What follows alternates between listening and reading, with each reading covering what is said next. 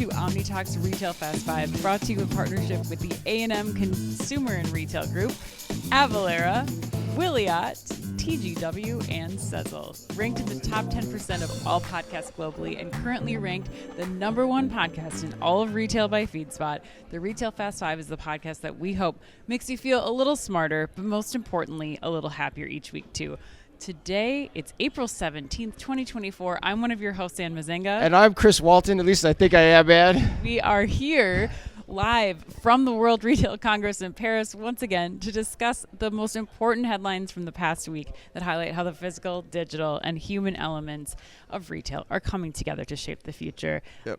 Bonjour. Bonjour, Ann. Bonjour. I think that's what we say yes, here. I think it is. Bonjour, yes. And I got to tell you, I think I have the worst case of jet lag I've ever had in my life. Like, I think 4 hours of sleep the last couple of nights. But, hey, you know, our motto is you got to post. You got to post at Omni Talk. You got to show up. And you got to post. You got to post. Is that a basketball term or something? I don't know. I heard it somewhere from a sales guy one time. You got to post. And when it's time to put on the show must go on, Ann. And so we're here. We're ready to do this. We're ready to do the Fast Five to start the show. And then we've got a huge slate of interviews scheduled for today, too, as well. Really well scheduled, Chris, I have to say. Chris took the lead while I was on vacation. And, man, we've got what you would call a banger lineup. Yeah. Lego, Mattel, banger Dairy lineup. Farm, IKEA Group, like Kmart Australia, CEO of Kmart Australia. That was a great presentation, by the way, yesterday by Scott Price. It was. Ian Bailey. Ian Bailey, yes. Like we said, the jet lag is here, and it's going to happen a lot during this show, but stick with us, guys, because we're going to do a great show. And, you know, a funny thing I was thinking about last night to start this show. Oh, I can only imagine. You can only imagine where this is going, right? I was thinking that an exclamatory word that we need to, like, make happen more is chimichanga.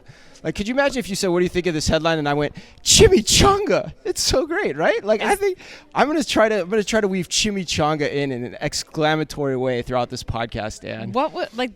I think you were making me think of, like, cowabunga. Yeah, right? But chimichanga, right? Like, it works, right? I feel like cowabunga is the better term. Oh, chimichanga really? Is like, it's too like, Teenage Mutant Ninja Turtle, though.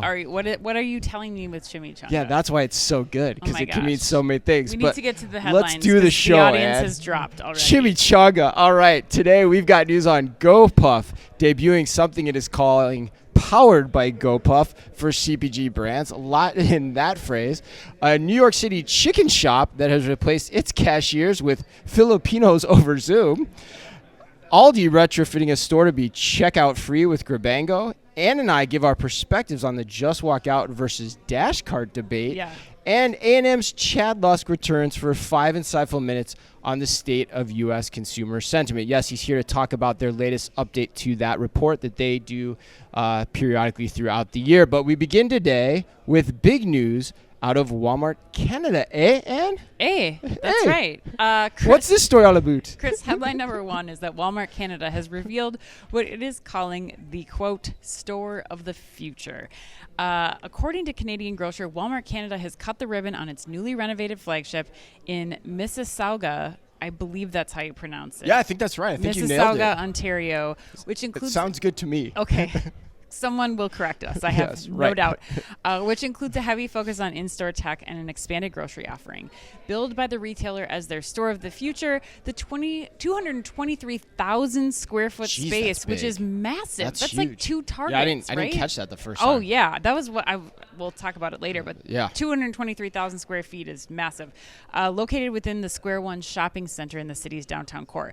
Upgrades to the store, Chris, include digital and interactive maps for easier navigation, additional self-checkout kiosks, a 5,000 square foot automated warehouse to fulfill online delivery and pickup orders, digital screens on shelf, and more. Walmart Canada's Chief Operating Officer, John Bayless, had this to say about the store's grand reopening. Quote, "While we call it a store of the future, it feels a lot like a Walmart still, and that's by design. But we want to make sure that we add some really interesting notes to how we're digitizing the experience for our customers, but also simplifying operations for our associates," end quote, said Walmart Canada's Chief of Operations, once again, John Bayless, during the grand reopening on early Friday morning. Now, Chris, you know John Bayless, right? Like, you guys are bros from like HBS or something? Yeah, actually, right? we were section mates at HBS. Yes, I call Section you I. bros. Shout out to all our Section I fellow classmates. Yeah, John Bayless and I. Yeah, I remember we went to dinner at Outback Steakhouse together back in Did you 2004. share a bloomin' onion? I think we did, actually. I think we did, Ed. I think we did. And he's probably listening because I was talking to him on social media yesterday, Oh my giving him gosh. congrats about this announcement. But yeah, I mean, it's funny too. He's trying to downplay the store of the future thing a little bit, which is probably the smart move because Right. at the end of the day, this term gets thrown around too much, like we've talked about a lot, and it's really just the next iteration of what they think the prototype potentially could be in Canada, or maybe a little more aggressive in terms of trying to understand what that prototype is. But Or they're just Canadians and they're just like downplaying. yeah, they're things. downplaying it, Yeah. right? Like Minnesotans would too. But I mean, net, I'm excited to see this store, and I think it's been in the works for a while. I mean, we've talked about it on the show before when they first announced it. And the parts I'm most intrigued about are, one, the micro warehouse. Yeah. I think that's a cool thing. Two, is also how John, in the article, if you read it, he describes that they're not just using electronic shelf labels, but they're actually using LCD rails Yeah. to also help with planogramming, which is a new thing, like planogram setup for the Yeah. employees so they can see where to place the products, which is a new use case that we have not talked about and I had not heard about or even thought about before. So I think that's really cool. So I think and net again, a trip to Toronto should be in order here as soon as possible. I think it's maybe another bloomin' onion with Mrs. Saga. Mrs. Saga. Yeah. We're gonna go there. Yeah. We're Yeah. not too I'm far. going to away. call up my buddy Bayless and see Yes. if he can give us a tour at some That'd be point. awesome. That'd be awesome. Yeah, I think I agree. I mean, I like it for a few different reasons. I mean, I think, including the ones that you highlighted, but I like it because it's all the right elements of a one-stop shop. They put the health hub in there. They've got a full grocery assortment. I mean, and the micro fulfillment center, like that's only 5,000 square feet of I know, that was kinda crazy. I 223,000 thought- I square did that feet is math kind too of when you were reading baffling that, to yeah. me. But yeah, I think that they're also leveraging electronic shelf labels in a major way, which I think is really important to call out for the reasons you mentioned. They're also working with Fusion Group for those electronic shelf labels, which we'll talk about more Yes. today. Who, if you're watching this video, we're actually at their booth Yes. again at WRC, so thank you to them for their support. Yes. I am a little bit surprised, though. One question I would ask your friend John Bayless is why they're doing the pilots in the cracker aisle. Because that's what they talk about. Like they're doing these ESL pilots in the cracker aisle, and everything that we've heard from A&M, from John Clear and those groups, when they're talking about where to deploy some of this technology, we've heard that it makes more sense to do this. You see a quicker ROI when you're doing this in fresh and some of the other places too. So I think that's one question that I would have about like why choosing this particular aisle to do those tests, but it's great because they're using this technology to its fullest extent. They're also giving retailers and brands a way to create new content together and to give another purpose, another place for this retail media content to show up that's already being created by the brands, and now it can be happening right in the aisle. So I'm excited about this. Couple questions I'd ask him, but other than that, I think this is a great way to deploy tech. Yeah, and open invitation, John, if you're listening, to come on the show whenever you want. We'll definitely entertain that. Yes. Should you desire it. But I think my take on that is probably, and it's hard to understand where electronic shelf labels begin and end in that Yes. store. I think they were talking specifically about the rail use case in that, and that actually probably is a good place because it's shelf stable product. It's fairly easy to manage, and you can understand the dynamics of there to try to planogram, and it's probably more of a planogrammed scenario as well. So that's my hunch there in terms of what's going on. There's probably more broad application of electronic shelf labels in the store as well too. But all right, like headline number 2, Gopuff has debuted a new Powered by Gopuff platform for CPG brands. According to Chain Storage, the Powered by Gopuff platform, that's 3 Ps in 4 words, will offer a suite of solutions that help brands deliver from their owned and operated direct-to-consumer websites in as fast as 15 minutes, leveraging Gopuff's logistics network, instant fulfillment infrastructure, and technology. CPG brands can leverage online ads and marketing to drive sales from their own websites, bringing them more control over the customer experience and access to first-party data. Specifically, Storefronts Powered by Gopuff is a customizable Shopify theme integrated with Gopuff's APIs. With Storefronts brands can launch their own white label DTC sites in a matter of days. Orders placed on a partner's storefront are automatically routed to the nearest Gopuff micro-fulfillment center, where they're picked, packed, and delivered to customers in as fast as 15 minutes. And Yes. that was a long read. And in honor of that read, Oh, God. this is the A&M Put You on the Spot question from Paris. 2 days here, 48 hours, jet lag hitting you hard. Here it is. In a 2023 Statista study, nearly 70%. Yeah, we're coming out of the gates hot, Ann. All right, here we coming go. out of the gates real hot. In a 2023 Statista study, nearly 70% of shoppers who haven't done so already would consider purchasing food and beverage online directly from a brand's website. Yet CPG food and beverage DTC sales are still relatively small. Are platforms like Powered by Gopuff, which leverage a core capability for the logistics provider, but not the CPG brand, a big factor in breaking those gates wide open? No, I don't think so. I don't either. I think it's one part of this. I think when I heard about this, the first thing that I thought of was, okay, we are all discovering products, including brands, for the first time on platforms like TikTok, platforms like Instagram, where the brands are really going to us directly for the very first time.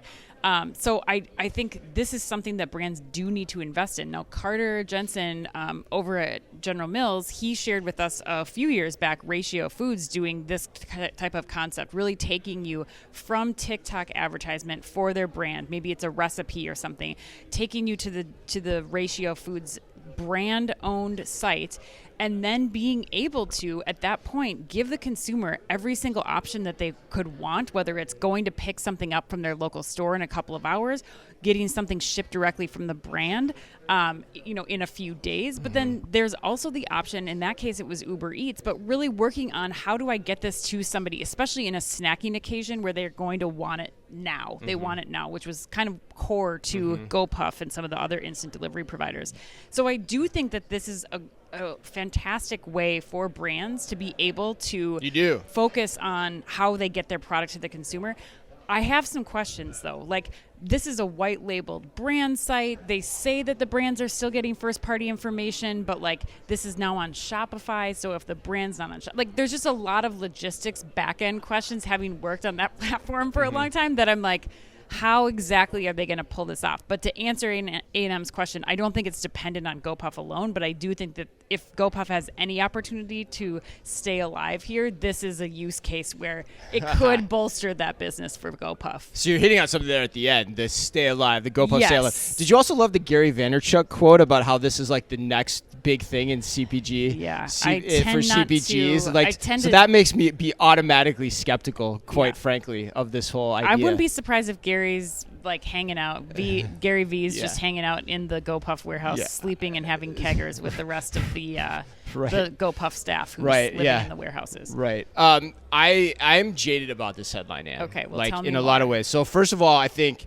any brand, it's not hard for a brand to stand up its own website. No. I mean, you just gave an example of it, and that was like 3 or 4 years ago. Yep. It's pretty easy to do. So Yep. do you really need Gopuff to help you do that? So that's one question I would have. Some might. I don't know. I mean, there's some brands that may need that to provide the instant delivery component. Some might. Yes. But you don't really need it. So, and then second, the logistics piece is cool, especially the 15-minute hook. Yeah. I think that's the most interesting part of this, which I could see appealing to a lot of CPGs because it gives them a new use case and an extension to meet their consumer at a different time. So that part's interesting. Yeah. But to the point we always say on the show, it's expensive to still do this on your own, regardless of how you do it and regardless of what third-party delivery operator you're going to use. Correct. So, like, from Gopuff's standpoint, it makes sense because it's giving you scale to your operations. And that, to me, it reeks of desperation for that reason.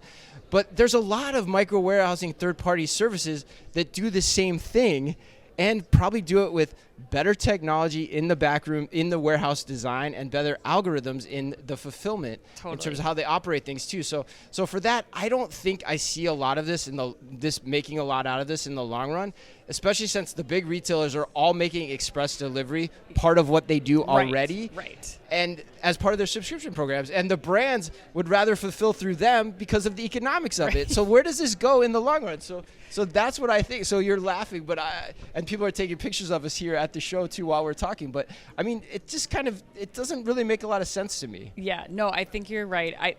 That gets back to my core question.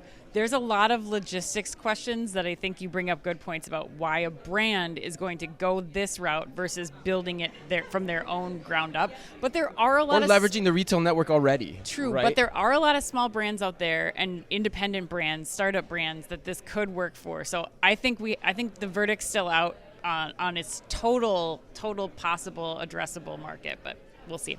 All right, let's go to headline number 3, Chris.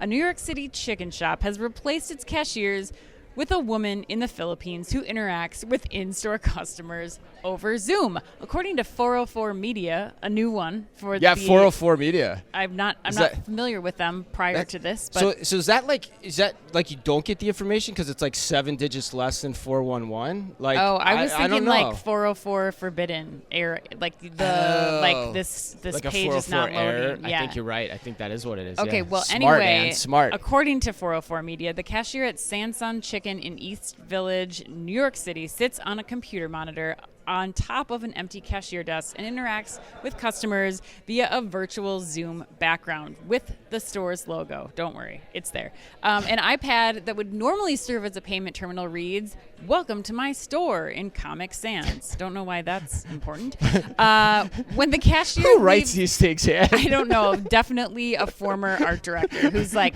Comic Sans. What? Who decides to include them in the headline reads too? A former art director. Yours truly. Yes. Okay. When the cashier leaves to take a break, she switches her background to say, "The cashier will be back."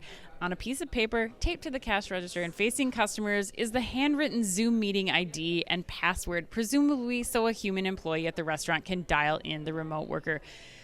Chris, what do you think of this Sanson shenanigans here happening? Yeah, I mean, I want to get my chicken this way, and I love this. I think it's great. Why? Well, I think here's the thing. I think no doubt, especially as you read the experience, like it probably sucks, right? It's terrible. Yeah, but if you saw the pictures, it looks awful. Right, it looks awful, but it's only mile 1 of the marathon of getting this idea to work, and getting it to work at scale. Like Chad Lusk, who we're going to have on the show, we were talking to him earlier, he brought up how this is actually the idea that's in Back to the Future 2. And so, and that was 25, maybe there's 30 a years reason ago. that it is not happening 25. No, but I disagree. Later. So, to me, imagine if there was no latency in the interaction. Your order was appearing before you on the screen as you say it to somebody, just like at the drive-through. And how's it really that different than using your mobile phone or a kiosk at McDonald's? So Very. You think so? Because I don't think so, because we've heard it at WRC, right? Stores are getting harder and harder to staff. Yes, the agreed. cost of labor is going up as well. Mm-hmm. So it makes sense to experiment with this. And for me, I don't see it as any different. I don't understand why drive-thrus don't do this already. You don't see the person at the drive-thru now, and there's latency in the drive-thru experience. So why do you need somebody there? I just think. I give the Sanson Chicken people all the credit in the world for having the guts to do this and see if it works. Because if the chicken's good, people are still going to go, in my opinion. I guess, but, this is going to probably be an unpopular opinion, but I think if we're going to start to see any drop in just human interaction overall, even though we need these jobs as entry-level jobs for people to participate in, it's going to be the QSR industry. And because I don't think that you need a person at all, Chris. I hate to say it. I think that with the advances and the adoption of mobile ordering from everywhere from McDonald's to Starbucks, ordering just you just force a digital. You're going even more extreme. You're saying force a digital interaction. I am. I think especially for a small operator like this. I don't think that I would not have gone the route of worrying about onboarding, having an employee in the store Right, be right, responsible for right. connecting a Zoom. Like, why don't you just force mobile ordering Right. and then go backward? If you really feel like you need a Right. human in the loop in this Right. case, then maybe you Yeah. figure out how to rearrange store It's good. staffing and things like that. Like, I just think going directly to mobile ordering makes the most sense. People prefer it because Yeah. you get to put your own requests in, or especially with the Starbucks You're app. doing Like, it on DoorDash all the time. you're or doing Starbucks, it right. all Yeah. the time. Yeah. I think Right. that adoption, Great point. adoption has gotten to the point, especially when you talk about Great like point. you can't hire people. The cost for QSR workers in California, it's $20 an hour minimum wage now in California for these types of workers. Like, I just don't understand how the economics continue to work with humans in this place. And the last thing I'll say is, yesterday we're in the lobby, right? There's a Starbucks here in the lobby. The person just goes and pushes a button and makes the coffee and hands it to me now. Right. Like, these are scenarios where you're like, right, the European coffee making. Yes. let's just be real about this. Where are humans best serving this experience? And it's maybe in the greeting. It's maybe in something else. It's not with the ordering platform. So I would just do away with this altogether. Well, I stand corrected, and I think you got me convinced. Yeah, that's the way to go. Yeah, that's the way to go. If you're gonna do this anyway, because people are gonna be happy, just force it to happen. I think that's a really smart point. Yeah, kudos. All right, let's bring Chad on now. All right.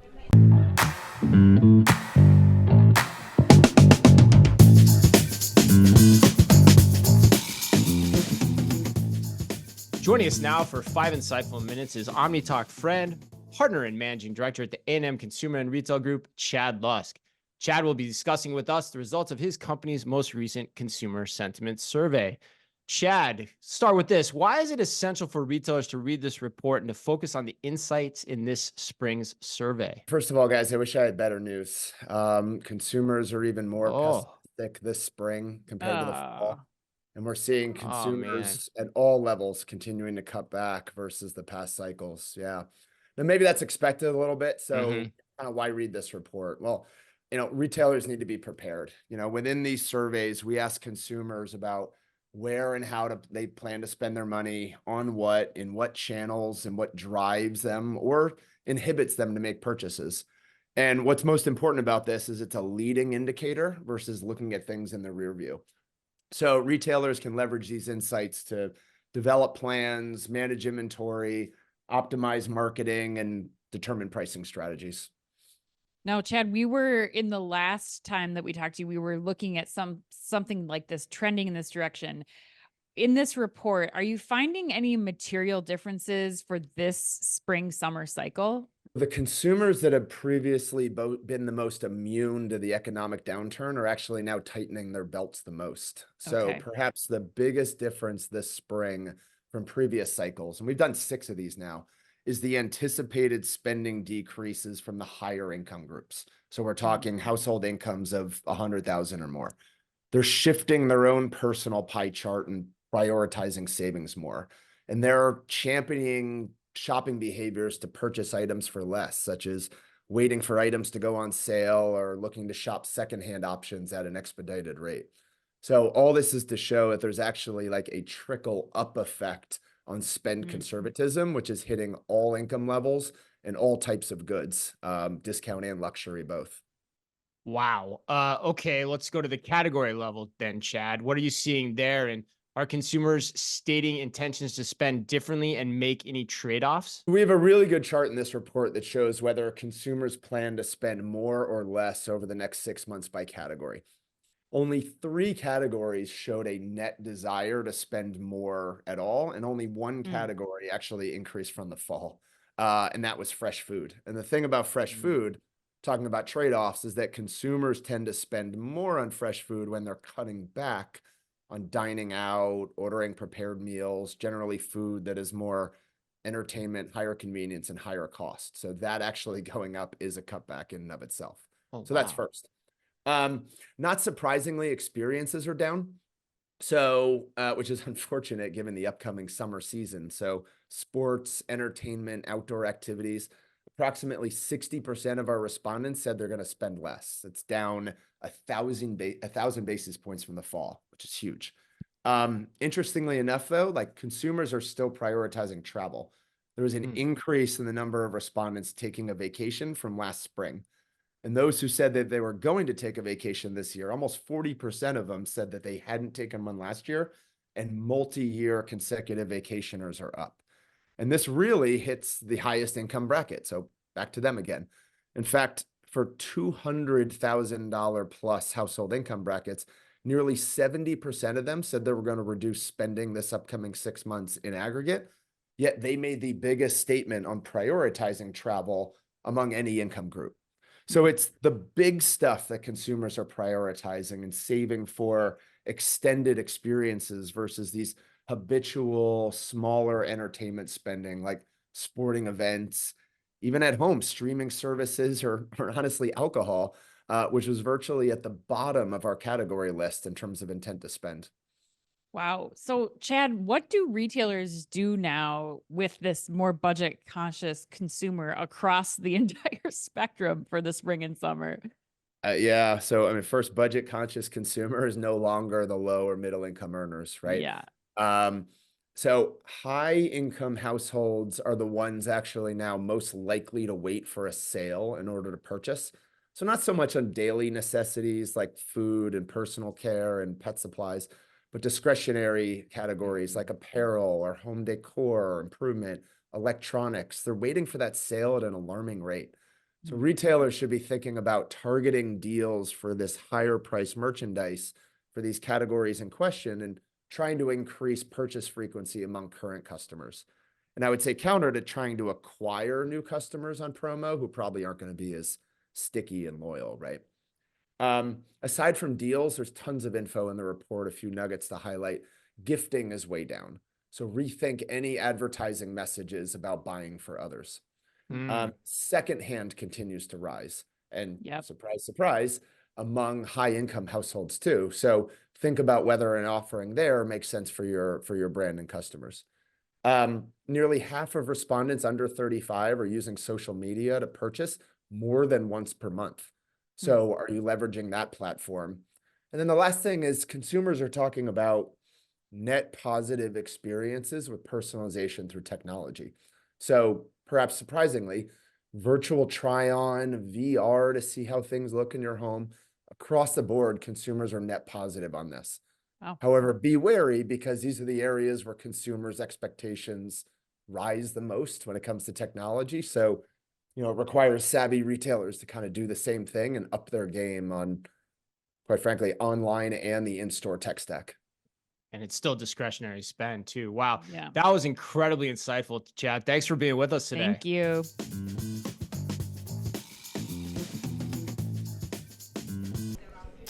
All right, headline number 4. Aldi has retrofitted a store with Grabango. According to Chain Store Age, Aldi has retrofitted a suburban Chicago location with a frictionless experience it calls Aldigo. All right. Yeah, gotta love that one. The discount grocer implemented the Grabango checkout-free solution to an existing store in a Chicago suburb. That Chicago suburb is Aurora, Illinois, without needing to make any changes to the store's planogram or product displays.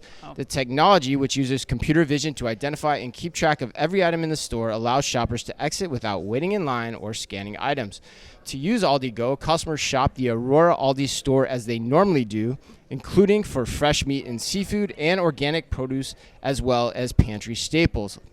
There are no special shelves, carts, or gates at the entrance either, and when done, shoppers can pay with either their credit card or debit card or with the Grabango app at the Grabango pay station near the exit. Yeah. Alternatively, shoppers, this is important, still also have the option to check out with a traditional cashier. And Yes.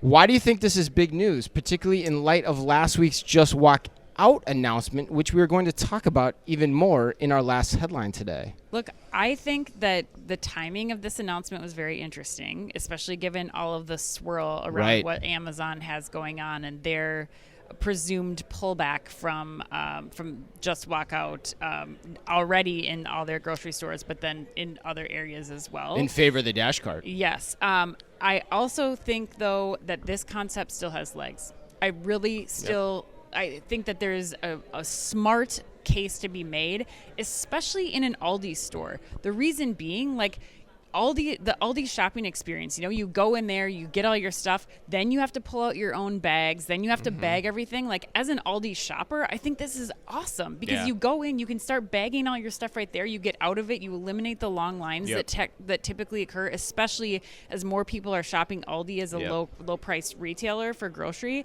I think this really makes sense, and I think that Grabango is going in here with the right way, minimal hardware compared to some of the other investments. So to me, I think this is big news. But your thoughts on this, I'd love to hear. Yeah, I think to jump on what you're saying too, I think people have long said that Aldi is the perfect place to have a just walk out experience for the things that you're describing. But to me, I'll make this really quick because then I do want to get to headline 5 because I think this story bridges to that really nicely to have a really good, robust discussion on it. But the points I would make here are cameras only. Yep. That's huge. Yep. You don't have to relay your shelves with sensor fusion. Yep. Right. And making it so you can weigh things like into that degree. So that's huge. Yep. The retrofit, the Yep. first U.S. retrofit store, also big because it's much easier from the people we've talked to make computer vision work in a new manicured environment versus like a down and dirty operation that already exists,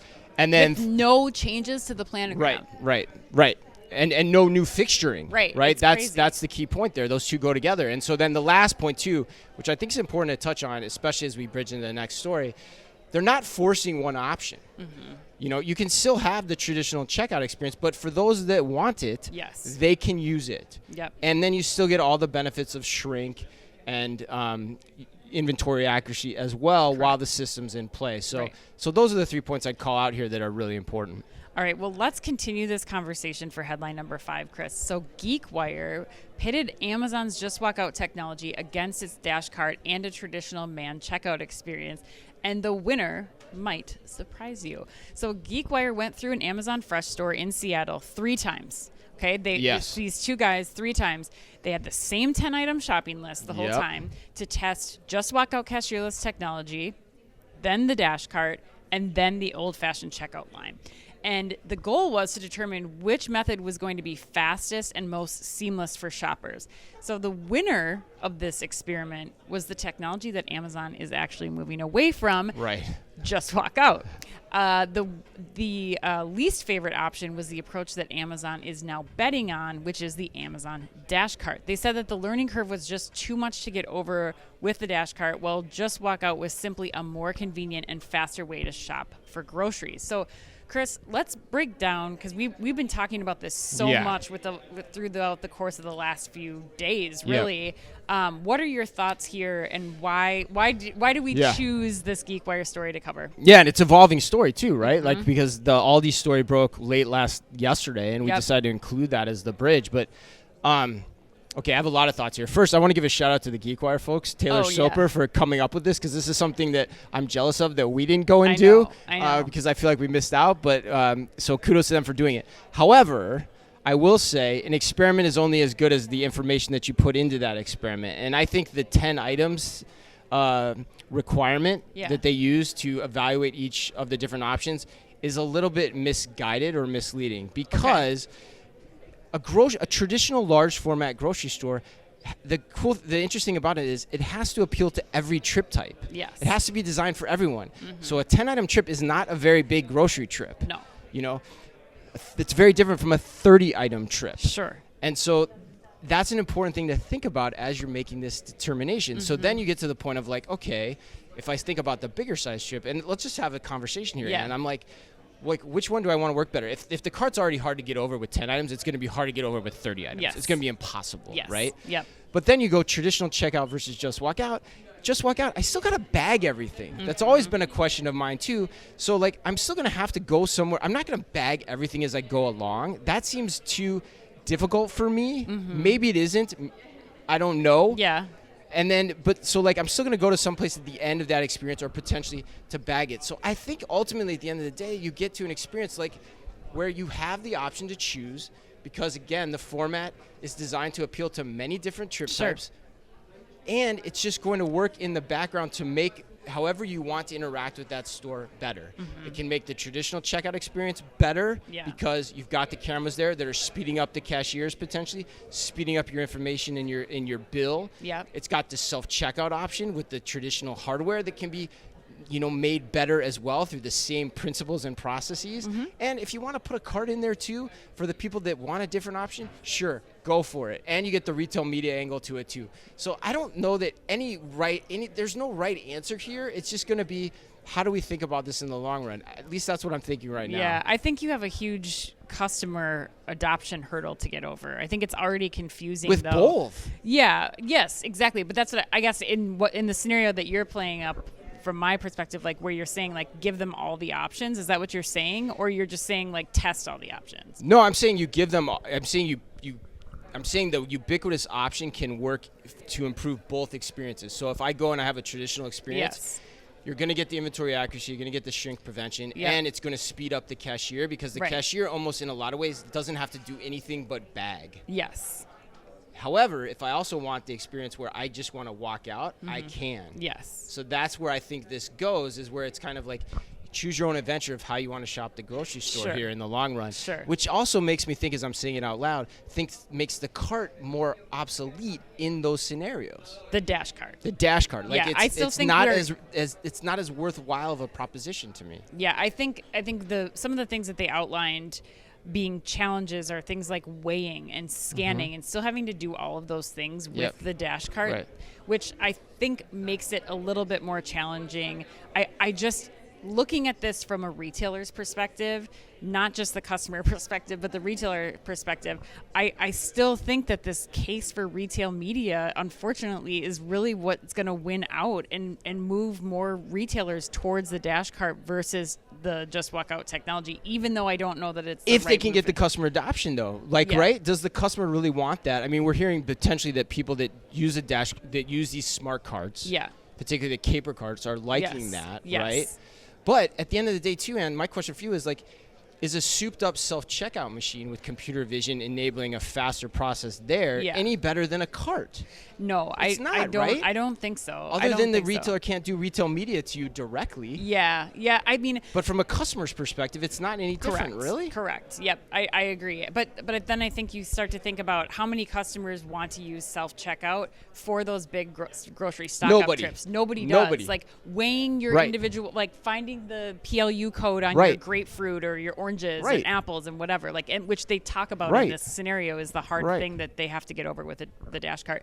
I think for me, the biggest thing still holding back just walk out technology in these cases is real-time receipts. I think that people diminish the importance of how much people, especially now, when they're doing this grocery stock-up trip, need visibility to what that spend is, and how important that is.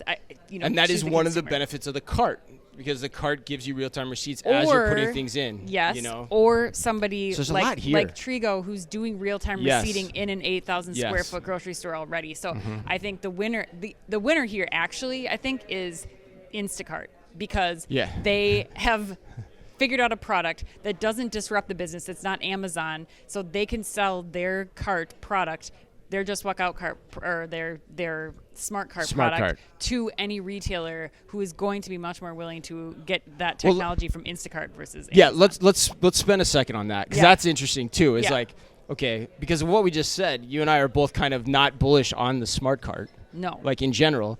But we think Instacart's going to be the short-term winner here because of Amazon's move, because the retailers are not going to go with Amazon. They're going to go with somebody else. Yes. And Instacart's going to be the beneficiary of that, at least in the short term, and the retail media play, right? Which is, again, us eating crow, because I remember at Shop Talk when Instacart came out with the caper cart and everything. Do you remember when Fiji was on stage and we were like, what? Yeah. What is happening? Well, but I don't necessarily think we're going to eat crow, because we're still saying there's a huge customer adoption hurdle to get over. True. It's just that the money's going to flow to them. The investment's going to flow to them, because that's how the market's moving.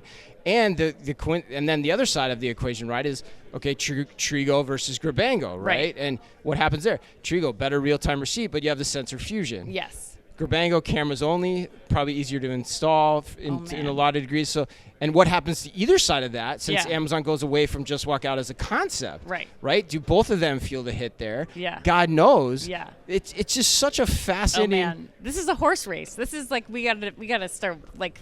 I don't know. We got to put something together so we can.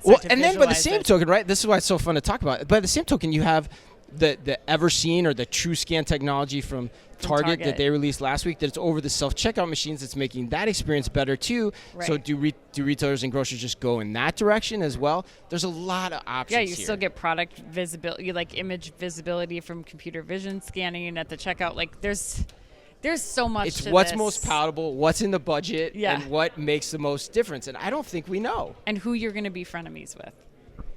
All right, let's wrap it up, Chris. Let's go to the lightning round. Since we're in Paris, Chris, my first question for you is somewhat French-themed. Yeah. Would you rather drive an Uber or taxi in Paris or New York? Oh, man. New York City. Probably New York City. Yeah. Really? Yeah, probably New York City. Yeah, because I don't know this. I couldn't get around here in Paris. Like those, I'm a terrible driver. Those like really small streets, like that'd be not good for anyone. All right, and question 2. Ketchup giant Heinz put a big monolithic display right in the heart of Chicago on the Navy Pier to try and sway Chicagoans of the notion that ketchup on a hot dog is a terrible idea. They want to dissuade Chicagoans from thinking that putting ketchup on your hot dog is a bad idea. Do you agree with Heinz or the native Chicagoans? I thought they wanted you to put ketchup on the hot dog. Heinz wants you to put ketchup. They want to dissuade the Chicagoans from their belief that putting ketchup on a hot dog is a bad idea. Okay. I would take a Chicago dog over a regular hot dog with ketchup absolutely every day. Really? Oh, God, yeah. I'm a mustard person. Are you? You're a mustard on a hot dog? Not a ketchup person on a hot dog. No way. As we've talked about the show, I'm not a hot dog person at all. Okay, Chris, question number 3. Fanatics is launching their first Fanatics Fest, which is basically Comic-Con for sports. Which still alive athlete, because God knows you'd go into the archives for this one. Yeah. Which still alive athlete would you dress up as and line up to see if you were to attend? Ooh. It's probably Tom Brady or Larry Bird. Oh, God, yeah. Tom Brady. I mean, if I was dressing up, though, I'd get the butt dimple in the chin, you know? I'd over accentuate my chin dimple, you know? Like make it like really like you gotta really go as huge. The Birdman. The Birdman? Yeah. Get a mullet going, That's like right. a fake mullet and a just those 33 shorts jersey. and Celtics. Jersey. Yeah. But that's not good for anyone. Me and that. Would you rather see me with a butt dimple or a mullet and a short shorts? A mullet and shorts. Really? Wow. For sure. You got to go all in on this.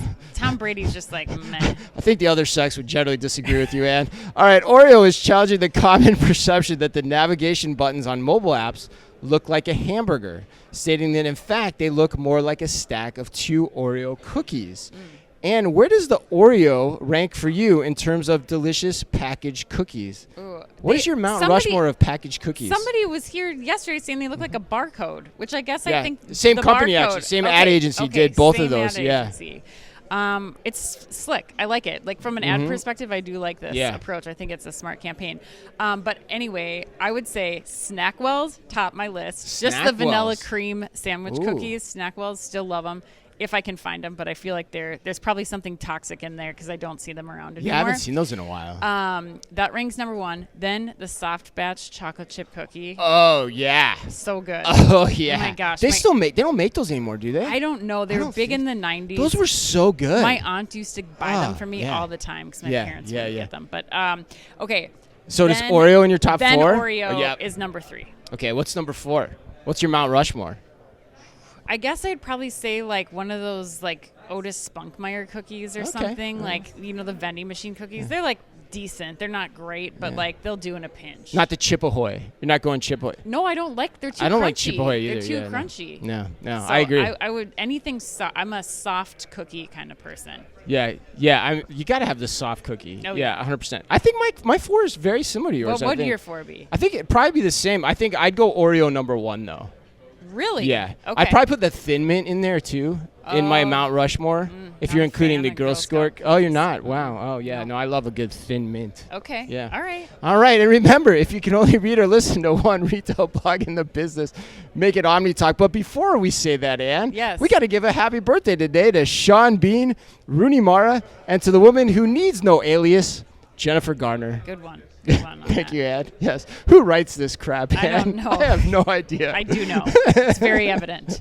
And he's standing right beside you. Yes. And remember, if you can only read or listen to one retail blog in the business, make it Omni Talk, the only retail media outlet run by two former executives from a current top 10 U.S. retailer. Our Fast Five podcast is the quickest, fastest rundown of all the week's top news, and our daily newsletter, the Retail Daily Minute, tells you all you need to know each day to stay on top of your game as a retail executive, and also regularly features special content that is exclusive to us and that Ann and I take a lot of pride in doing just for you. Thanks as always for listening in. Please remember to like and leave us a review wherever you happen to listen to your podcasts or on YouTube. You can follow us today by simply going to youtube.com/OmniTalkRetail. So until next week, Oh, man. on behalf of Ann and myself from the World Retail Congress in Paris, be careful out there. The Omni Talk Fast Five is brought to you in association with the A&M Consumer and Retail Group. The A&M Consumer and Retail Group is a management consulting firm that tackles the most complex challenges and advances its clients, people, and communities toward their maximum potential. CRG brings the experience, tools, and operator-like pragmatism to help retailers and consumer products companies be on the right side of disruption. And Avalara.